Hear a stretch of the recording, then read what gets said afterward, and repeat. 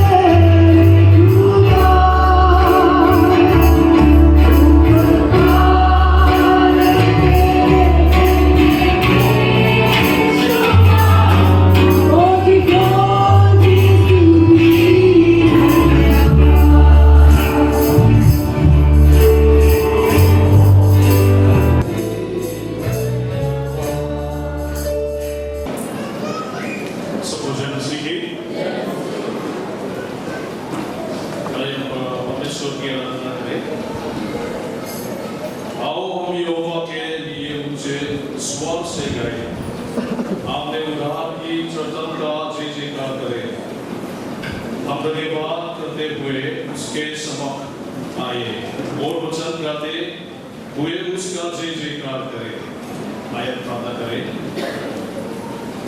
अनंत परमेश्वर, हमारे स्वर्गीय पिता, हम आपको आपके नाम, परीक्षा और सम्मान देते हैं। हम आपको एक बार फिर से आराधना करने के लिए एक अच्छा समय देने धन्यवाद देते हैं। हमें अपने करीब लेने आगे आओ। आत्मा और सच्चाई से आपकी आराधना करने में हमारी सहायता और मदद कीजिए। हम अपने प्रभु को उद्धारकर्ता यीशु मसीह के नाम से हम मांगते हैं, आमीन। अब जरूरी सूचना सुनेंगे। हमारा सचिव, हमारा सम्मेलन सचिव बुलाएंगे। आप सबको जय मसीह की। और सूचना है वो इस प्रकार से है, 2 बजे से 4 बजे तक जो हमारी आराधना सभा है, प्रार्थना और आराधना, आज के जो चेयरमैन है इस समय के रेवरेंड पीसी मालन सिंगा है, जो चंडीगढ़ पास्टेट के पास्टर हैं। बाइबल रीडिंग श्रीमती कविता एवेंजलिस्ट रीडिंग जो अगस्तमनी से हैं। सरमन स्पीकर के द्वारा होगा और स्पेशल आइटम जो है दयाल बाग फेलोशिप के द्वारा, ईस्ट धर्मशाला फेलोशिप के द्वारा, Maya garden fellowship. Special item Dayal Bagh white से होगा और इसके बाद और भी जो कार्यक्रम होंगे वो इन्हीं के द्वारा होंगे।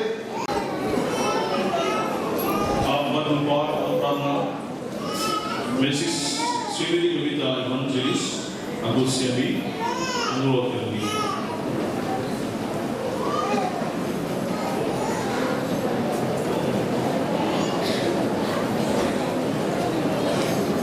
सबसे पहले आप सभी को परमेश्वर पिता के मीठे और मधुर नाम से जय मसीह की।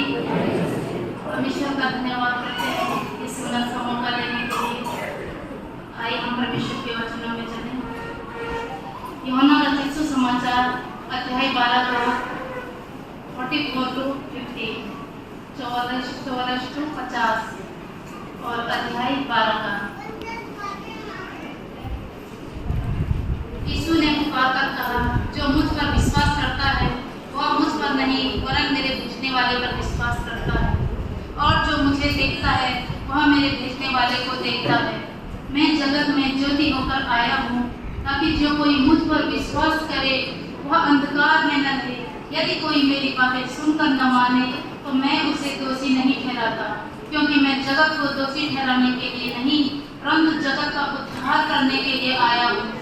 जो मुझे तुच्छ जानता है और मेरी बातें ग्रहण नहीं करता उसको दोषी ठहराने वाला तो एक है, अर्थात जो वचन ने कहा है वही पिछले दिन में उसी दोषी ठहराएगा। क्योंकि मैंने अपनी ओर से ये बातें नहीं कही, परंतु पिता जिसने मुझे भेजा है उसी ने मुझे आज्ञा दी है कि क्या क्या कहूँ और क्या क्या बोलूँ। और मैं जानता हूँ कि उसकी आज्ञा अनंत जीवन है, इसलिए मैं जो कुछ बोलता हूँ वह जैसा पिता ने मुझसे कहा है वैसे ही बोलता हूँ। आमीन। परमेश्वर पिता के इन वचनों को पढ़े जाने पर परमेश्वर आप सभी को बहुत बहुत आशीष दे। आइए हम प्रार्थना में चले। Hallelujah hallelujah. धन्यवाद धन्यवाद धन्यवाद महान अनुग्रहकारी जीवित सामर्थ्य पिता परमेश्वर प्रभु जी। धन्यवाद के साथ पिता परमेश्वर प्रभु आपके चरणों में आते हैं पिता परमेश्वर प्रभु। धन्यवाद देते हैं प्रभु जी इस सुंदर से समय के लिए मेरे पिता परमेश्वर प्रभु और प्यारी सी संगति के लिए प्रभु जी। आज सुबह से लेकर प्रभु जी और अभी तक पिता आपने हर एक स्तुति आराधना में मैसेज में वचनों में प्रभु जी हर एक को पिता परमेश्वर प्रभु जी अपनी पवित्र आत्मा की उपस्थिति को बनाए रखा पिता। पूरे भवन में पिता अपने नियंत्रण को बनाए रखा पिता परमेश्वर प्रभु। पूरी इस रात से पिता और अभी तक प्रभु जी हर एक कामों में प्रभु आपने अपनी उपस्थिति को रखा। धन्यवाद देते हैं प्रभु जी। प्रभु जी हम प्रार्थना करते हैं प्रभु जी जो कुछ आज का ये सम्मेलन है प्रभु जी आपके पवित्र आत्मा की उपस्थिति में आपकी अगुवाई में प्रभु अच्छे से होने पाए पिता परमेश्वर प्रभु। आगे का जो समय है प्रभु जी उसको भी आपके हाथों में देते हैं प्रभु प्रभु जी अभी से लेकर और लास्ट तक पिता परमेश्वर प्रभु अपनी उपस्थिति को बनाए रखना, अपने नियंत्रण को बनाए रखना, अपनी सुरक्षा को बनाए रखना पिता परमेश्वर प्रभु। धन्यवाद देते हैं प्रभु जी, आपने पिता परमेश्वर हम सभी लोगों को प्रभु जी जो दूर दूर से आए हैं पिता परमेश्वर प्रभु, सभी लोगों को पिता परमेश्वर यहाँ पे उपस्थित किया पिता परमेश्वर, पूरे सफर में संभाला पिता परमेश्वर प्रभु जी। धन्यवाद देते हैं प्रभु जी, हम अपने मिड सेक्रेटरी सर का, सभी पास्टर्स का पिता परमेश्वर, उन्होंने पिता परमेश्वर इतना अच्छा अरेंजमेंट किया पिता परमेश्वर, उन्हें भी बहुत आयत की आशीष देना। जितने हमारे भाई बहन लोग पिता परमेश्वर दूर दूर से पिता परमेश्वर प्रभु आपकी स्तुति आराधना करने के लिए, आपकी महिमा करने के लिए प्रभु जी इस भवन में आए हैं पिता परमेश्वर प्रभु, हर एक को आशीष देना, अनुग्रह देना मेरे पिता परमेश्वर प्रभु, उनके खाली मनों को भरना पिता परमेश्वर प्रभु, एक जीवित आशा पिता परमेश्वर वो यहाँ से लेके जाने पाए पिता परमेश्वर प्रभु। धन्यवाद देते हैं पिता परमेश्वर प्रभु, आपने हम सबों की प्रार्थना को सुना और ग्रहण किया है। सारी आदर महिमा आपको देते हुए प्रार्थना और विनती को यीशु नासरी के सामर्थी नाम से हम मांगते हैं, आमीन।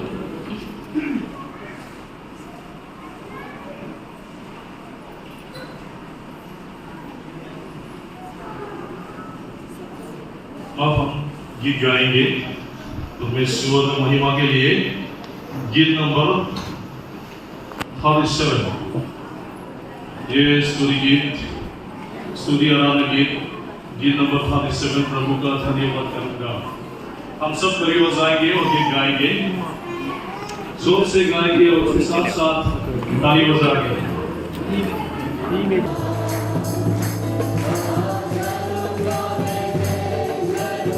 Hallelujah.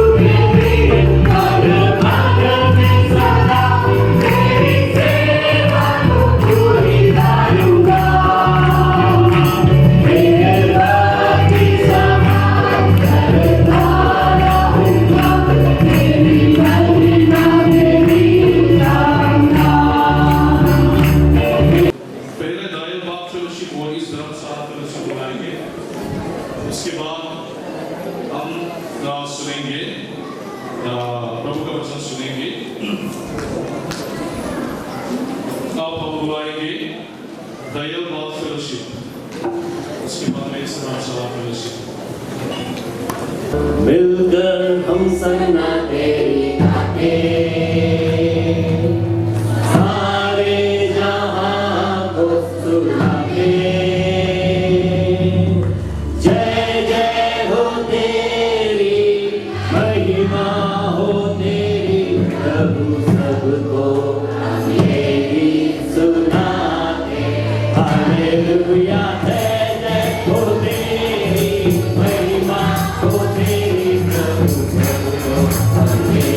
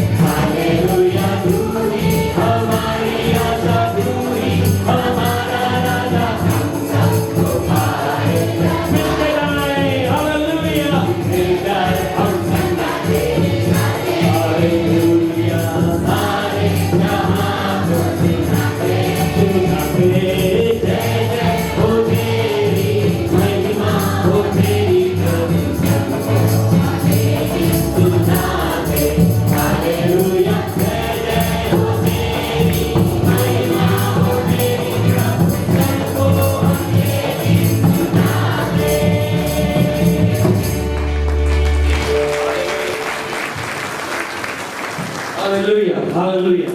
एक बार मिलके बोलेंगे हालेलुया हालेलुया। यीशु मसीह की, यीशु मसीह की जो आने वाला है। हालेलुया। हेरा ना हेरा सृष्टि को सुंदरता, ऐसे नहीं माना मैं सबको मानता। गानी रागानी गुरती लेना, अन्ना सच्चा प्रभुता ज्ञाता। हेरा ना हेरा सृष्टि को सुंदरता, ऐसे नहीं माना मैं सबको मानता। गानी रागानी गुरती लेना, अन्ना सच्चा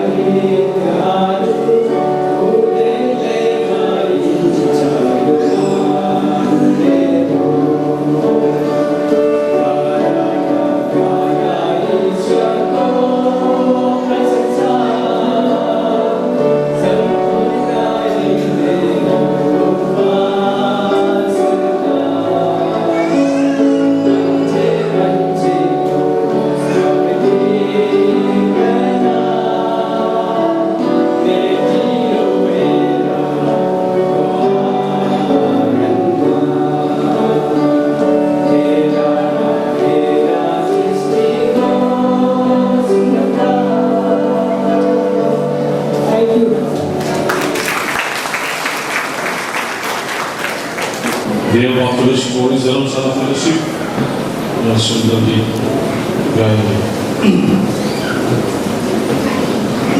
आइए हम अपना दिल खोले और परमेश्वर का वचन प्राप्त करने के लिए हम तैयार करेंगे। मैं अनुरोध करूंगा रेवरेंड डॉक्टर वंदन बेरा।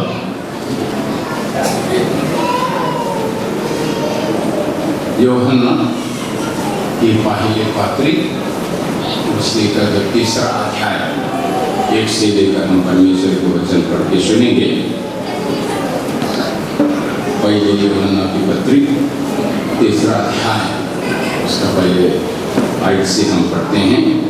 देखो पिता ने हमसे कैसा प्रेम किया है कि हम परमेश्वर की संतान कहलाएं और हम है भी। इस कारण संसार हमें नहीं जानता क्योंकि उसने उससे भी नहीं जानता। हे प्रियो, अब हम परमेश्वर की संतान हैं और अभी तक यह प्रकट न हुआ कि हम क्या कुछ होंगे। इतना जानते हैं कि जब हम प्रकट हो जाएंगे, वो प्रकट होगा तो हम उसके समान होंगे, क्योंकि उसको वैसा ही देखेंगे वैसा वो है। ये परमेश्वर का वचन है। परमेश्वर अपने वचन को हम सबके लिए शीश करें। आमीन। प्रार्थना करते हैं। सर्वशक्तिमान पिता परमेश्वर दयालु, एक बार फिर से प्रभु हम तेरे चरणों आते हैं। इसी दोपहर में प्रभु हम तेरे स्तुति करते हैं, तेरे प्रशंसा करते हैं। प्रभु हमारा हर एक कार्य जो तेरे नाम के लिए हमने किया है, कृपा करके तू स्वीकार कर। और अब जो है प्रभु तेरे वचन की ओर हम ध्यान लगाना जा रहा है। तेरे वचन को तो आशीष देता कि प्रभु हर एक जो परमेश्वर की संतान के लोग हैं, जैसा हमको जीना चाहिए था वैसा हम जीवन बिता सके।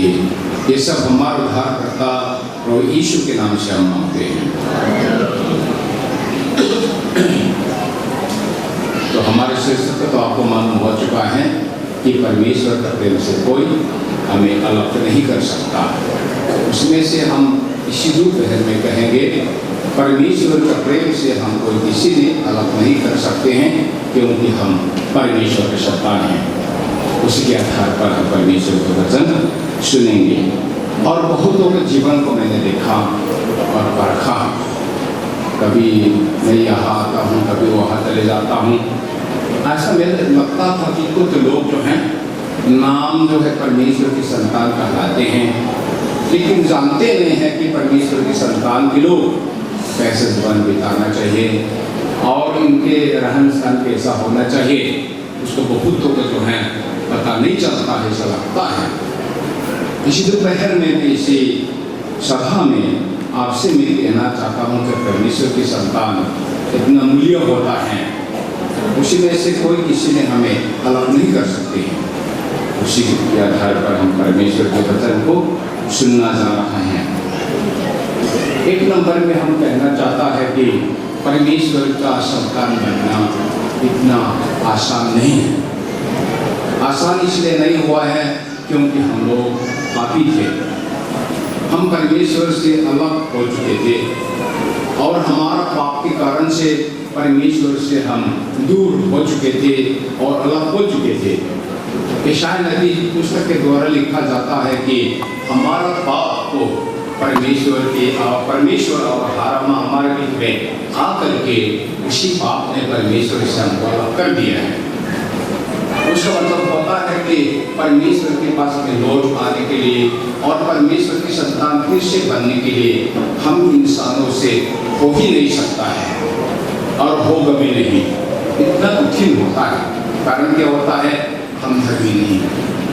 हमारा धार्मिकता के द्वारा परमेश्वर के मन को हम नहीं जीत सकता है और हमारा अच्छा काम के द्वारा परमेश्वर मन को हम जीत नहीं सकते हैं, क्योंकि उसी से जीतने का चीज नहीं है। क्योंकि हम परमेश्वर के खिलाफ या परमेश्वर की आज्ञा को जो है उल्लंघन कर चुका है, इसलिए बिल्कुल परमेश्वर से अलग हो चुका है। हम कोशिश जरूर करते हैं, हर एक धर्म जो है और हर एक इंसानों जो है ढूंढता है कि परमेश्वर के पास में कैसे लौट आ सके और उनकी संतान कैसे बन सके, लेकिन कोई किसी ने उसको अब तक प्राप्त नहीं हुआ है। जो कहलाया जाता है सनातन धर्म, इनको भी अब तक जो है वो ढूंढता है, मिलता नहीं है। उसी प्रकार से जो है परमेश्वर की संतान फिर से बनना हमसे बिल्कुल नहीं हो सकता है, लेकिन ढूंढना पड़ता है। हम ढूंढते हैं, हम कोशिश करता है, हम कार्य करते हैं, परिश्रम करते हैं, लेकिन होता नहीं। ये दुख की बात है। ये मेरा उदाहरण है। एक स्त्री अपने हस्बैंड से, अपना पति से पति को जो छोड़ करके एक दूसरे लड़के के साथ व्यभिचार किया। व्यभिचार करने के बाद अपने पति ने उस स्त्री को देखा है, वो बहुत पाप कर लिया है, इसलिए कहता है मेरे साथ तुम बिल्कुल नहीं रह सकते, क्योंकि तुमने व्यभिचार किया है। मेरा जो है ये वही मेरा पत्नी बनने का जो लायक नहीं है। तब गुस्सा से अपने घर से वो बाहर निकला और बोला तुम चले जाओ। आपने क्या सोचा? उस स्त्री को बहुत दुख में जो घूम रहे थे और बहुत ही अपना जो हस्बैंड को जो है याद करती थी, क्या उसी स्त्री ने ऐसा बोल सकती है कि मैं अपने पति के पास में लौट आता, मैं अपने पति के पास में लौट आना चाहती हूँ, इसलिए लौट आता हूँ, ऐसा बोल सकती है? कभी नहीं, क्योंकि अपने पति ने उसको भगा दिया है, अपने गोद में से उसको भगा दिया है और बाहर निकाल चुका है और अपने घर से जो है बाहर भेज चुका है। इसलिए उस स्त्री को जो है अपने इच्छा से कभी भी अपने पति के पास में लौट नहीं आ सकती। और स्त्री कहे कि अपने सुंदरता को बढ़ाऊंगा, अपने कान में सोना रखूंगी और माला सोने और अच्छा साड़ी खरीद करके मैं पहनूं, अपने भी पति का मन जीने के लिए मैं कोशिश करूं, अपना मुंह में लिपस्टिक हर प्रकार के जो है वो कोशिश करके अपने पति को जो खीर जीतने के लिए कोशिश करते हैं। क्या इन सारी चीजों के अपने पति को बंदी देंगे? अपना पति इनको इसलिए नहीं करना है कि उनके पास मुंह में लिपस्टिक नहीं थी और गाला में जो सोनी नहीं थी और कान में ऐसा सोना नहीं, इसलिए नहीं इनको घर से भगाया है, इसलिए उन्होंने पाप किया। इसलिए सोना चांदी के द्वारा अपना पति को जो मन है फिर जीतने वाला नहीं है। ये इंसान का जीवन हो चुका है, हम परमेश्वर से अलग हो गए हैं। कई लोग अपने परमेश्वर को ढूंढ करके खुशी दिलाने के लिए पूजा करते हैं और चढ़ाते हैं, दान देते हैं, कर्म करते हैं। आपने सोचा उसे परमेश्वर के मन जीतेगा? नहीं।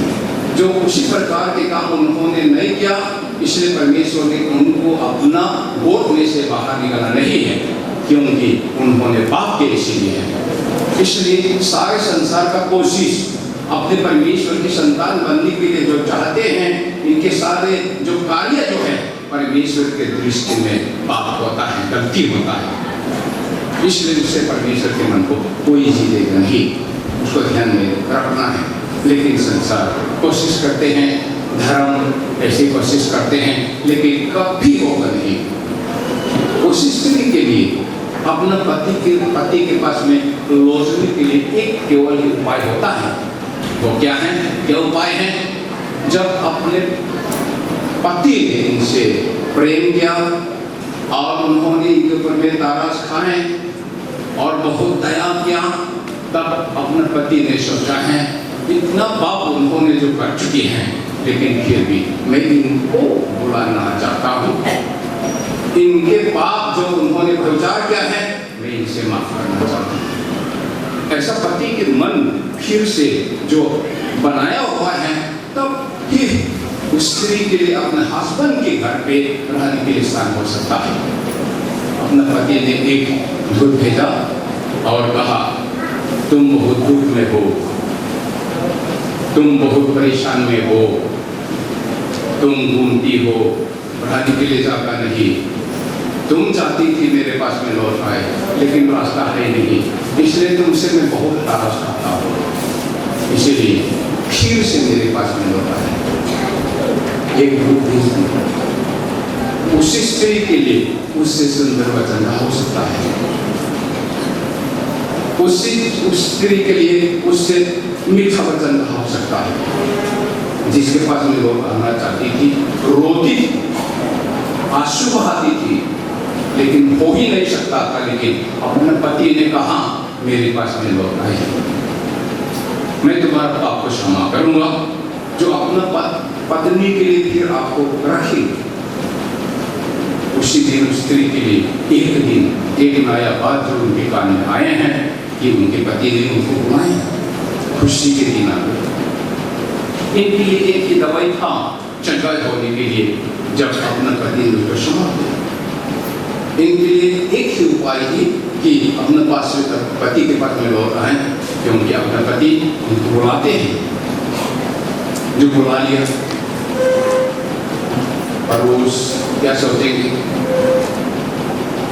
अपने रिश्तेदारों क्या देखेंगे, क्या सोचेंगे, इनकी नजर में क्या होगा, इन सारी जो है शर्माने वाला बातों को भी उन्होंने बिना सोच करके, जिसने प्रेम किया है अपना वाइफ को फिर से बुला लिया, तो अपने स्त्री के लिए हर एक चीज को सहने के लिए तैयार हो जाते हैं। प्यारे भाइयों बहनों, आज में परमेश्वर की प्रेम हमारा तरफ उस प्रकार का है। हम पापी ही थे, नरक में जाने के लिए जो है वो नजदीक हो चुके थे। आप रोते थे, आप मुश्किल में पड़ते थे, आप चिंताएं में थे, आप परेशानी में थे, लेकिन आपके लिए कोई रास्ता नहीं था। आपके कार्य के द्वारा कुछ होता नहीं, आपके पदार्थ के द्वारा कुछ होता नहीं, लेकिन परमेश्वर ने हमसे प्रेम रखा। परमेश्वर हम पर तराश खाते, क्योंकि परमेश्वर का प्रेम बदलता नहीं, क्योंकि परमेश्वर का प्रेम हमेशा हमारे ओर लगता है। तो फिर से कहता है, संसार को मैं अपने पास में बुलाना चाहता हूँ, ताकि मेरे पास में लोग आए और मेरे चरणों में फिर बैठी और मेरे प्रेम की छाया में बैठ करके मेरी स्तुति प्रशंसा करें। तब उसी काम के लिए परमेश्वर ने अपने इकलौता पुत्र यीशु मसीह को जगत में भेजा। परमेश्वर के नाम को स्तुति हो। केवल वही रास्ता, केवल वही मार्ग और कोई रास्ता नहीं। प्रभु यीशु मसीह जब जगत में आए, उन्होंने चिल्ला चिल्ला करके जो परेशानी लोग थे कहे, हे सब परिश्रम करने वालों और बोझ से दबे हुए लोगों, मेरे पास आओ, मैं तुम्हें विश्राम दूंगा। एक पुकार संसार ने जब सुना, ये कहलाया जाता है सुसमाचार। उससे सुंदर वचन बाइबल में है ही नहीं, उससे मीठा वचन बाइबल में है ही नहीं, क्योंकि प्रभु यीशु मसीह परमेश्वर ने हमारा पापों से जो है छुटकारा देने के लिए जगत में भेजा। कुछ लोग का सवाल होता है, हम कहते हैं यीशु मसीह धर्मी, उसमें एक पाप की दम नहीं, लेकिन सोचते हैं यदि धर्मी है तो पापी जहाँ जो मार डाला जाता है खुद में क्यों मरा प्रभु यीशु मसीह को? यदि धर्मी है, परमेश्वर के पुत्र हैं, परमेश्वर ने भेजा है, तो क्यों खुश में मरा जहाँ पापी को मार डाला जाता है? ऐसा कुछ लोग सवाल पूछते हैं। आज मैं ठीक जवाब आपको मैं देना चाहता हूँ। ईशाया नबी की पुस्तक 53 अध्याय को आप पढ़ेंगे तो आपको मालूम होगा उसी यीशु मसीह में परमेश्वर ने क्या करते हैं, हमारे सारे संसार का पाप का बोझ यीशु के ऊपर में लाद दिए। आपने देखा धर्मी था, इन्होंने एक भी पाप नहीं किया था, लेकिन सारे संसार के पाप जो है इसी के ऊपर में परमेश्वर ने लाद दी। ये कारण है, आपने सोचा होगा कि एक आदमी अपने पाप के कारण से क्रूस में चढ़ाने का लायक एक आदमी ने पाप कर सकता है, तो सारे संसार के पाप का बोझ जिन्होंने उठाता है, सारे संसार के पाप का बोझ इनके ऊपर में लादा जाता है। क्यों क्रूस में नहीं मरे? लेकिन अपने लिए नहीं, परंतु हम सबको उद्धार करने के लिए यीशु मसीह क्रूस में मरा। इसलिए आपसे मैंने कहा, आपको संतान बनाने के लिए, परमेश्वर के संतान बनाने के लिए एक आसान काम प्रभु ने नहीं किया, एक मुश्किल काम जो संसार में से कोई किसी ने नहीं कर सकते हैं, प्रभु यीशु मसीह ने किया है। इसलिए प्रभु के नाम की स्तुति हो। प्यारो भाइयों बहनों, इन बातों को परमेश्वर के द्वारा हमने प्राप्त की है। जब क्रूस में इनको मार डालने के लिए जो कोशिश किया है और मार डाला जाता भी है, उसमें हमने क्या देखा? क्रूस का थियोलॉजी, क्रूस के द्वारा क्या चीज को आपने देखा है? जो आप पापी थे। परमेश्वर आपको क्षमा करने के लिए एक बलि चाहता था पुराना नियम में और हर एक धर्म में, लेकिन उससे हमारा पाप हमेशा के लिए धो नहीं सकता था। हमारा पाप से छुटकारा हमको पाने के लिए, हमारा पाप को हमेशा के लिए धोने के लिए, हमारा पाप को हमेशा के लिए माफ करने के लिए प्रभु यीशु मसीह ने अपना खून क्रूस में बहाया, अपने जान क्रूस में दिए हैं, हमारे लिए बलि बन करके अपने जीवन को उन्होंने अर्पण किया है। उसी क्रूस के कार्य के द्वारा परमेश्वर ने हमको अपने संतान के लिए उन्होंने ग्रहण कर सकते हैं। कुछ लोग सोचता है और एक रास्ता होता है स्वर्ग जाने के लिए, हम भी वहां से आएगा, आप भी यहाँ से चले आए, ऐसा आसान से बोलते कभी नहीं। यीशु मसीह ने कहा मैं मार्ग, मेरे बिना कोई पिता के पास नहीं पहुंच सकता। यूहन्ना 14 में लिखा हुआ है। इसलिए प्यारे भाइयों बहनों, आज में हम परमेश्वर के संतान जो बन जाता है, इतना आसान काम नहीं, बहुत कठिन काम जो परमेश्वर ने किए हैं। जो आपको शर्माना चाहिए था प्रभु ने उसको किया, आपको खून बहाना चाहिए था प्रभु यीशु मसीह खून बहाया, आपको दुख सहना चाहिए था पाप के कारण से, पनिशमेंट होना चाहिए था प्रभु यीशु मसीह के ऊपर में किए गए हैं। उसी के कारण से हम परमेश्वर के संतान बन सकते हैं।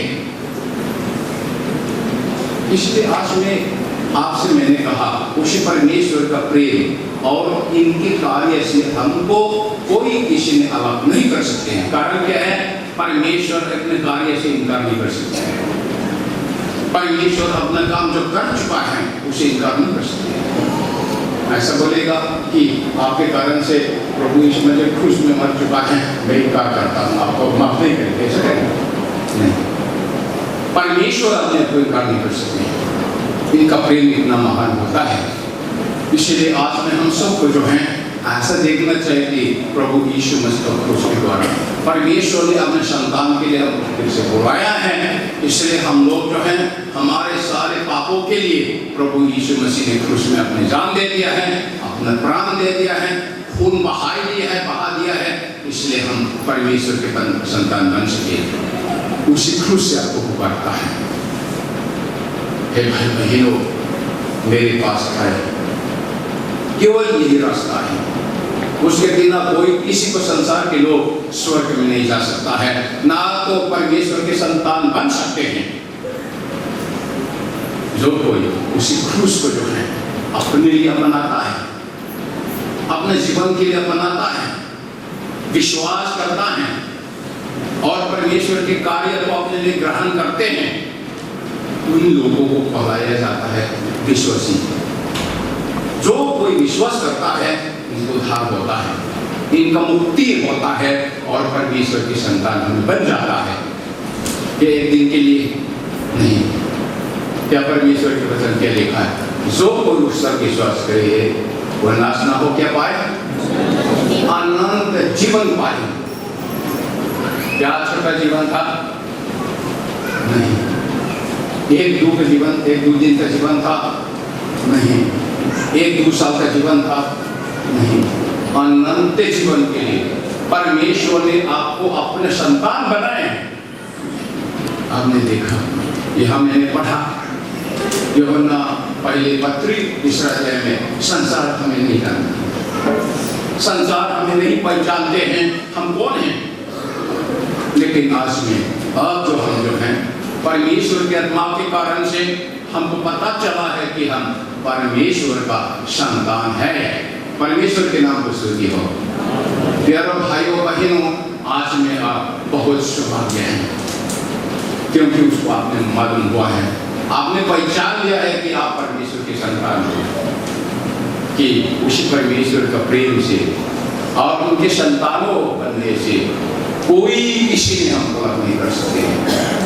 रोमी के पत्री 8 अध्याय में लिखा जाता है, तुम पापी हो तो क्यों बोल सकते हैं मैं परमेश्वर के संतान हूं। लेकिन रोम में जो पौलुस ने लिखा है, क्योंकि हम परमेश्वर के संसार बना है, प्रभु यीशु मसीह मेरे लिए मरा है।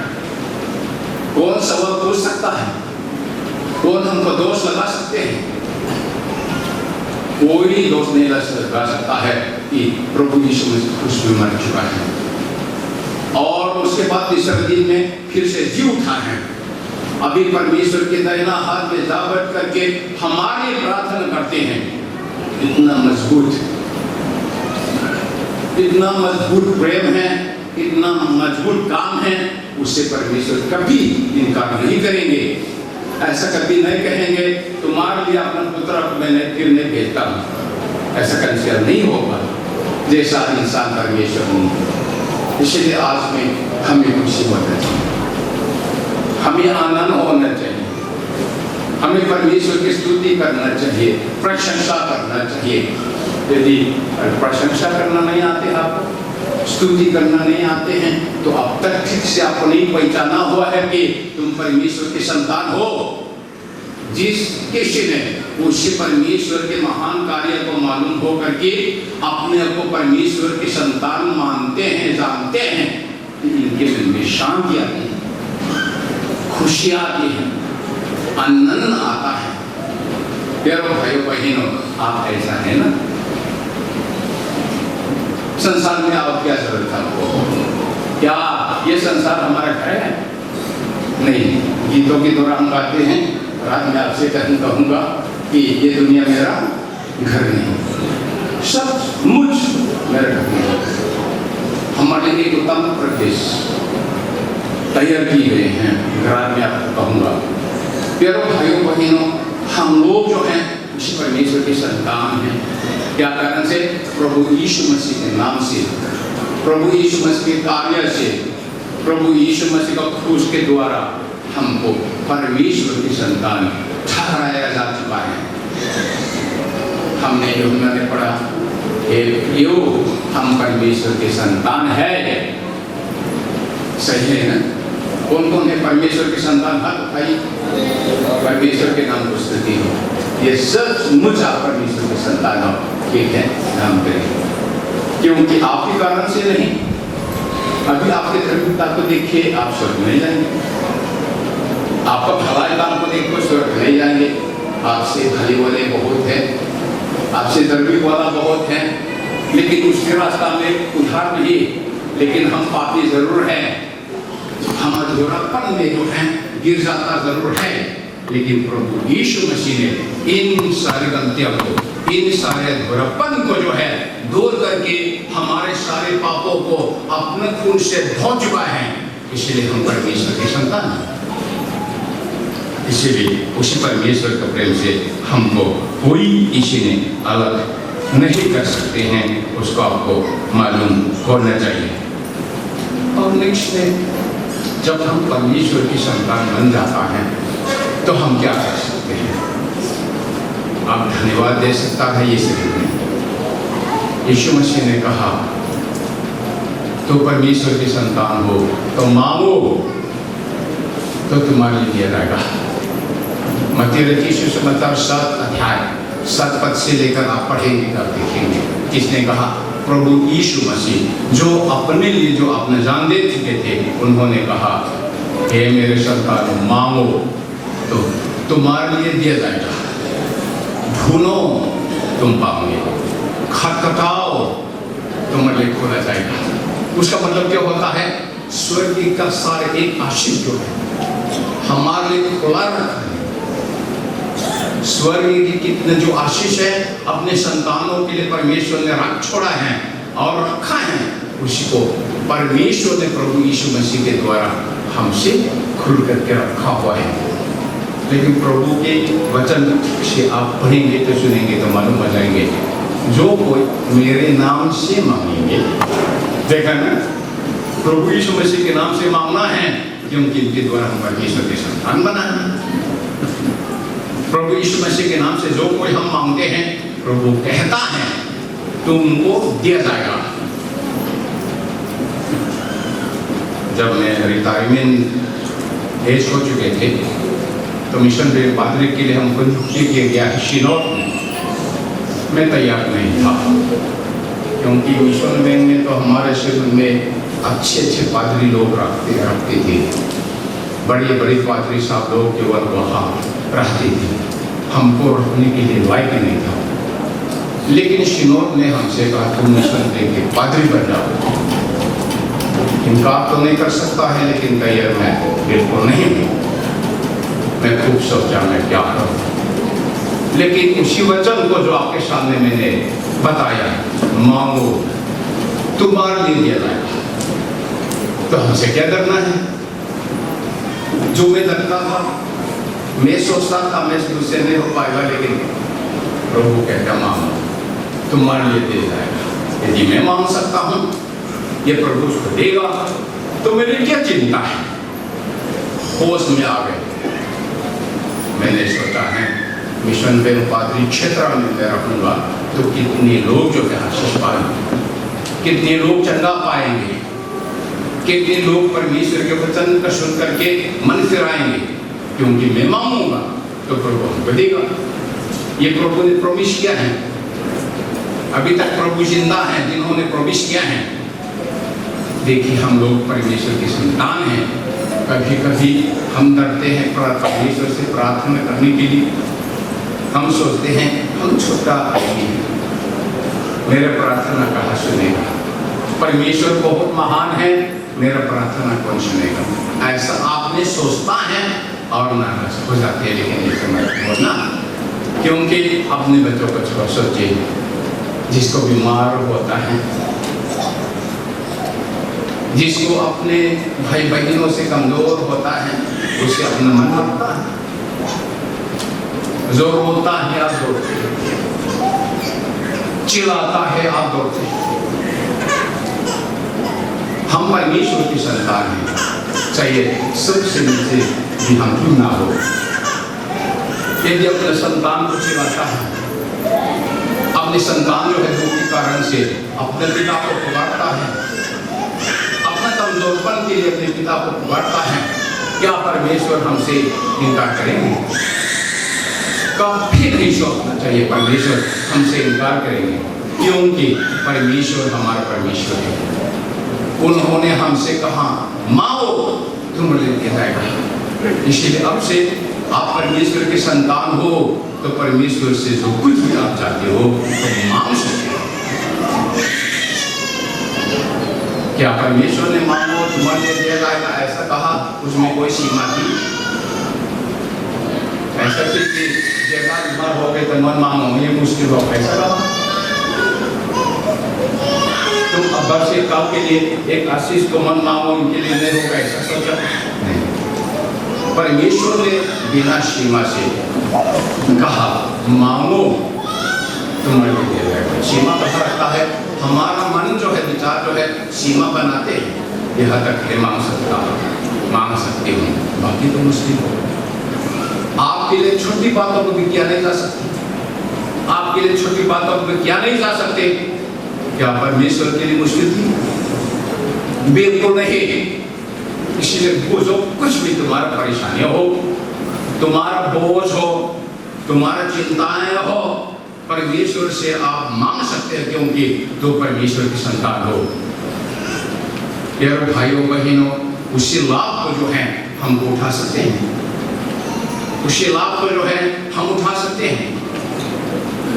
मैंने जब पादरी बन गए तो मेरा मन इतना खुशी हुई है कि जो कोई हमको बुलाता है मैं चले जाऊंगा, मैं प्रार्थना करूंगा। प्रभु ने कहा तुम मांगो तो तुम्हारे लिए दिया जाएगा, चाहे बीमार हो, चाहे बेघर हो, चाहे कोई और चिंता हो।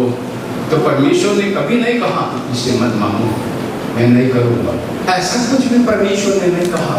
केवल एक ही वचन हमने रखा है, मांगो तो तुम्हारे लिए दिया जाएगा। परमेश्वर के नाम को स्तुति हो। आप प्रार्थना कर सकते हैं, चिल्लाओ परमेश्वर से, क्योंकि तुम परमेश्वर की संतान हो। जब अपने बच्चों को आधी रात में हो जाते हैं तो आपने क्या सोचा? मेरा नींद आ गए, रोने दो, ऐसा कोई नहीं करते है कि नहीं? आप जग जाता है, उठ जाते हैं, अपने बच्चों रो रहे हैं, उसको आप ठीक करने के लिए कोशिश करते हैं, क्योंकि तुम्हारा संतान है। परमेश्वर आपसे नहीं छोड़ेगा। परमेश्वर आपको पार करके दूसरे को आशीष नहीं देगा यदि तू परमेश्वर की निकट में आकर के परमेश्वर से मांगते हो। और तीसरे नंबर में आपसे मैं बोलना चाहता हूँ कि हाँ, परमेश्वर का प्रेम इतना महान है, उससे कोई हमको त्याग नहीं कर सकता है, अलग नहीं कर सकता है, क्योंकि अपना जो परमेश्वर ने कर चुका है उससे इनकार नहीं कर सकते।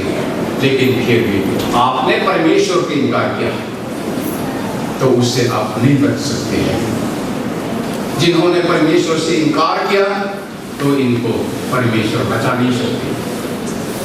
आप रेलगाड़ी में यात्रा करती हो तो गुवाहाटी आना है मिजोरम की तरफ में, रेल जो आप जहाँ बैठे हुए हैं गुवाहाटी तक आएंगे, कभी रुकेगा लेकिन कभी चलता रहेगा। लेकिन आपने सोचा मैं यह उतारूंगा, टिकट आपके पास में, लेकिन आपको चिंता न करके एक स्टेशन में आप उतर, ट्रेन चले गए तो कुछ नहीं कर सकते। आपको अनंत जीवन देकर के स्वर्ग तक ले जाने के लिए परमेश्वर को संतान के लोग जो है ले चल रहे हैं।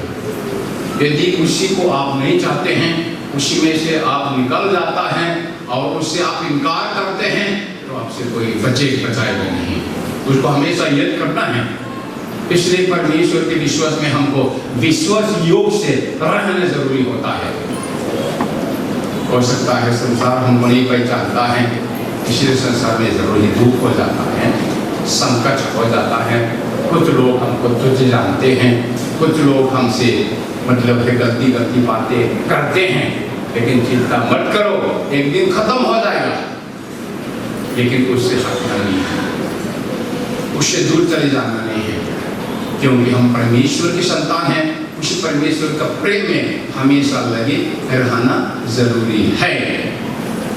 इसलिए आपने उसी परमेश्वर के काम जो उन्होंने किया है मजबूत है और परमेश्वर उसे इनकार नहीं करेंगे। लेकिन फिर भी आपने इसे इनकार किया है तो आपको बचाने के लिए परमेश्वर ने अपने पुत्र को एक बार फिर से नहीं भेजेंगे। इब्रानियों के पत्र में लिखा हुआ है, एक बार फिर से नहीं भेजेंगे, जो हो चुका है हो गए, दोबारा नहीं होगा। इसलिए आज हम कितने लोग परमेश्वर के संतान के लोग हैं, इसे सम्मेलन के द्वारा नया रूप में परमेश्वर के सामने अपने जीवन को अर्पण करना है कि परमेश्वर से हमेशा के लिए बना रहूंगा और मैं विश्वास योग के साथ परमेश्वर के पीछे चलता रहूंगा और चलता रहूंगी। उसी प्रकार से आज मैं परमेश्वर के सामने अपने मन को मजबूत करें। अंत के लिए एक अचंभे की बात क्या होता है, जब से मसीही के लोग जो दुनिया में आए हैं तब से सताने वाला संसार में निकल जाते हैं, सताते हैं। यदि एक से लेकर के 300 साल तक जो है रोम सरकार ने क्रिश्चियनों को सताया करते थे, जिंदा जलाते थे, पशुओं को लड़ाते थे, बहुत प्रकार की चीजों को जो इस्तेमाल करके सारे मसीह के लोगों को नाश करने के लिए कोशिश करते थे। 300 साल तक उन्होंने सताए, लेकिन कुछ भी नहीं हो पाए। है जरूर कुछ लोग शहीद तो है ही, लेकिन फिर भी कहलाया जाता है कि शहीदों का खून जो है मसीही का बीज होता है, उसमें उगता है और पैदा होता है। सताओ कितना बार दुनिया में हम सामना कर चुका है। हमारा धर्म पुस्तक को, बाइबल को नाश करने के लिए, खत्म करने के लिए कितना बार ढूंढ निकाला जा चुका है, कितना बुक जलाया जा चुका है, लेकिन अब तक दुनिया में उससे बढ़कर कोई पुस्तक नहीं है जो संसार के लोग खरीद करते हैं। हो सकता है हमारा भारत में दुख आए, संकट आए, सताव आए, लेकिन प्यारे भाइयों बहनों, इतिहास को देखिए, इन सारे दुख संकट के द्वारा परमेश्वर के संतान के लोग जो हैं परमेश्वर का प्रेम से कभी भी अलग नहीं कर सकते। हम लिखा है ना बाइबल में, मृत्यु ने भी उनको अलग नहीं कर पाते। क्योंकि हमको मालूम है कि ये हमारा जीवन जो है एक पल का जीवन है, एक पल का जीवन है, खत्म हो जाएंगे। लेकिन हमारा हमेशा का जीवन जो हमारा अंदर में प्रभु यीशु मसीह ने बो चुका है, उसको हमेशा के लिए जिएगा। इसलिए हम परमेश्वर के संतान जरूर है, इसलिए आज हमें खुशी आनंद मना करके प्रभु को स्तुति करना है।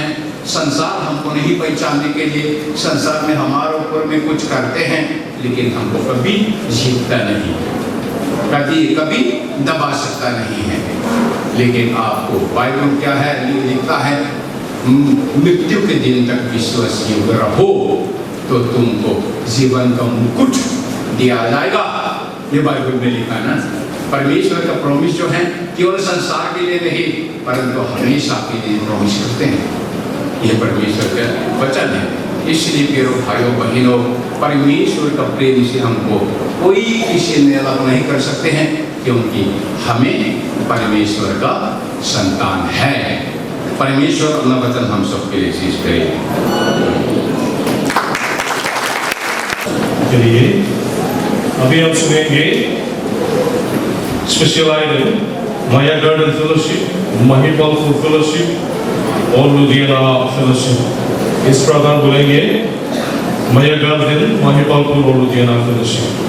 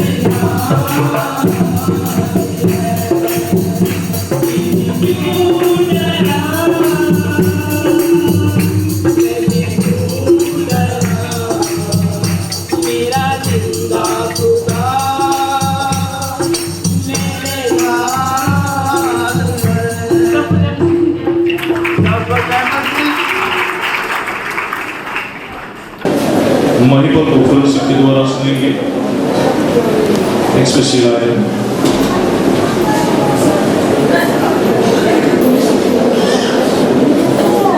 सबको हमारी ओर से सभी भाई बहनों को जय मसीह।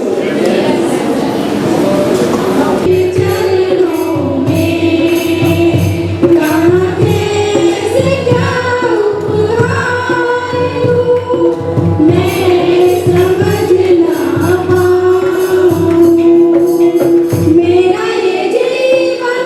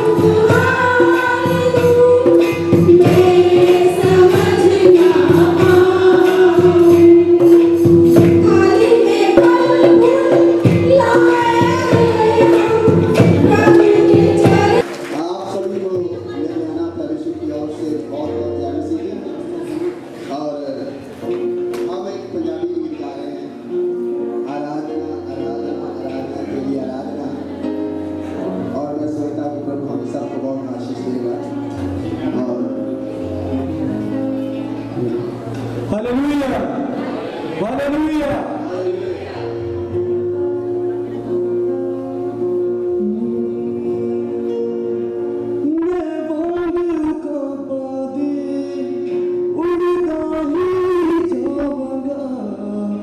तेरी महिमा कर करके नवबन में पावांगा आराधना आराधना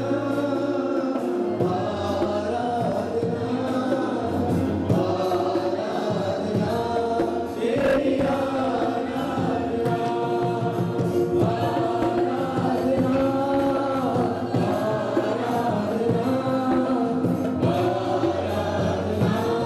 तेरी आराधना मैं मांगूंगा पाने उड़ना ही जाऊंगा तेरी महिमा कर करके नवबन में पावांगा मैं मांगूंगा पाने उड़ना ही जाऊंगा तेरी महिमा कर करके नवबन में पावांगा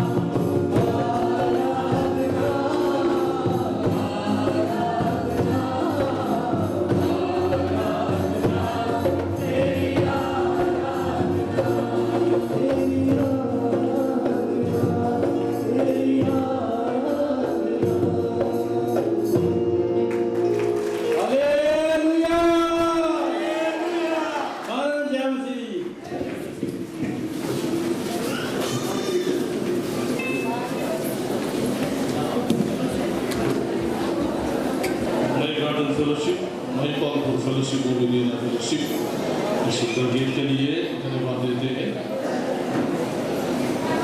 हम सब खड़ी हो जाएंगे और प्रभु का प्रार्थना द्वारा एक साथ मिलकर प्रार्थना करेंगे और उसके साथ दिल्ली नॉर्थ दिल्ली पास्टर श्री सोलियाना के आशीष वचन के द्वारा समाप्त करेंगे। हम सब मिलकर प्रार्थना करेंगे प्रभु की प्रार्थना। हे हमारे पिता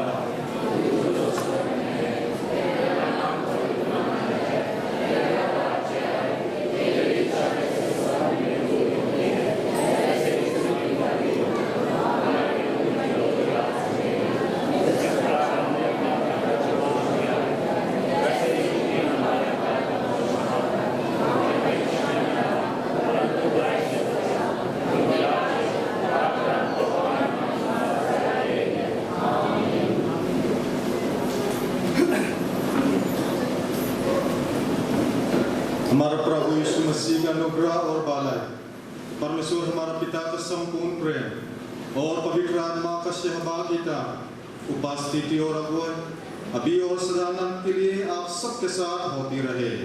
आमीन। जय मसीह।